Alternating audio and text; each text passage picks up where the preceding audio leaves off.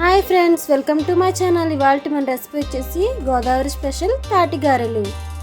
3 తాటికాయలు తీసుకొని కడుక్కొని ఒలుచుకోవాలి. ఒలుచుకున్న తర్వాత పైన తొక్కంతా తీసేసుకొని కొంచెం నీళ్ళు తడుపుకొని ఆ తాటికాయ గుజ్జంతా బాగా తీసుకోవాలి. బాగా తీసుకున్న తర్వాత గుజ్జంతా ప్లేట్లో తీసుకుని ప్లేట్లో ముందుగా తురుముకున్న కొబ్బరికాయ తురుము వేసుకోవాలి. తురుము వేసుకున్న తర్వాత బాగా కలుపుకోవాలి.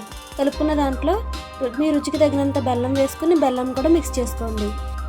నేను తీసి పెట్టుకున్న గుజ్జులోకి 3/4 కేజీ ఉప్మా నూక పట్టిందండి. అందులోనే చిటికెడు సాల్ట్ వేసుకోండి.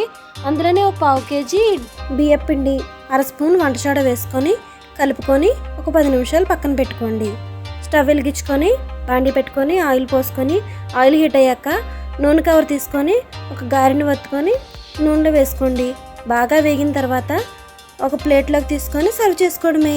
అంతే, గోదావరి స్పెషల్ తాటి గారెలు రెడీ.